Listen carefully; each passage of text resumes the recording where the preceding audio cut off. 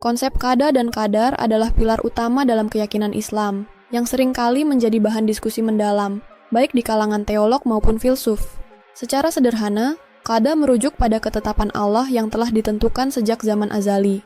Sedangkan qadar adalah perwujudan dari ketetapan tersebut dalam realitas kehidupan.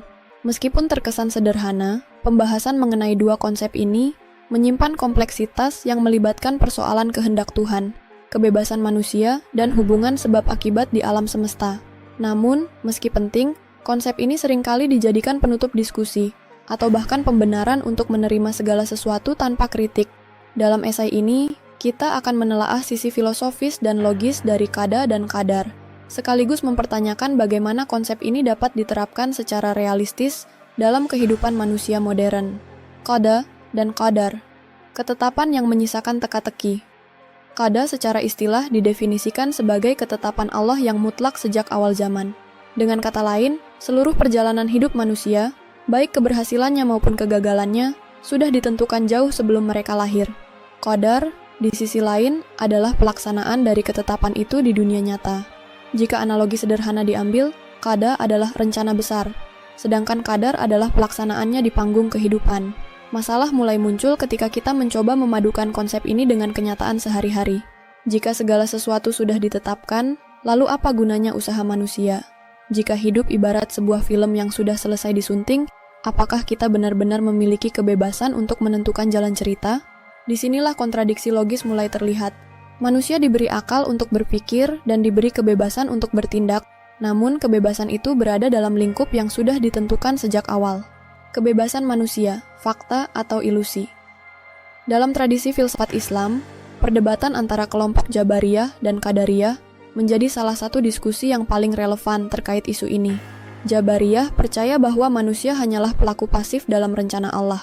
Segala sesuatu yang mereka lakukan, baik atau buruk, sepenuhnya adalah kehendak Tuhan. Sebaliknya, Qadariyah berpendapat bahwa manusia memiliki kebebasan penuh untuk menentukan tindakannya sendiri. Kemudian muncul pendekatan moderat seperti Asy'ariyah yang mencoba memadukan dua pandangan ini. Mereka menyatakan bahwa manusia memiliki kebebasan terbatas, ikhtiar, tetapi kebebasan ini tetap berada dalam batasan kehendak Allah. Sayangnya, pendekatan ini menciptakan dilema baru. Bagaimana sesuatu bisa disebut bebas jika ia sebenarnya sudah dibatasi?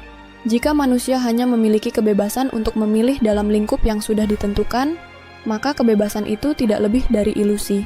Ini seperti memberi seseorang pilihan untuk bergerak, tetapi hanya dalam ruangan sempit yang dikelilingi dinding, doa, usaha, dan perubahan takdir. Dalam kehidupan sehari-hari, umat Islam diajarkan untuk berdoa dan berusaha, dengan keyakinan bahwa hal ini dapat memengaruhi takdir mereka. Namun, konsep ini bertentangan dengan pemahaman qada yang absolut.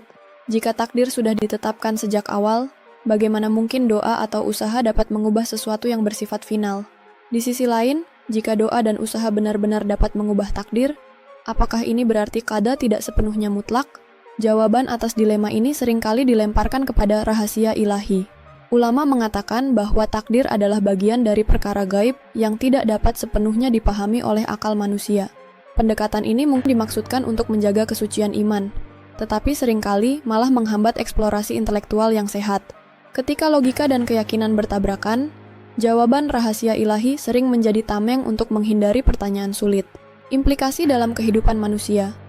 Pemahaman tentang qada dan qadar memiliki dampak langsung terhadap cara manusia menjalani hidup. Di satu sisi, keyakinan bahwa segala sesuatu sudah ditetapkan dapat menciptakan sikap pasrah yang berlebihan. Ketika seseorang gagal, mereka mungkin cenderung menyalahkan takdir daripada mengevaluasi diri dan memperbaiki usaha. Di sisi lain, keyakinan bahwa doa dan usaha dapat memengaruhi takdir seharusnya menjadi motivasi untuk bekerja keras. Sayangnya, kontradiksi antara teori dan realitas seringkali membuat konsep ini sulit untuk diterapkan secara konsisten.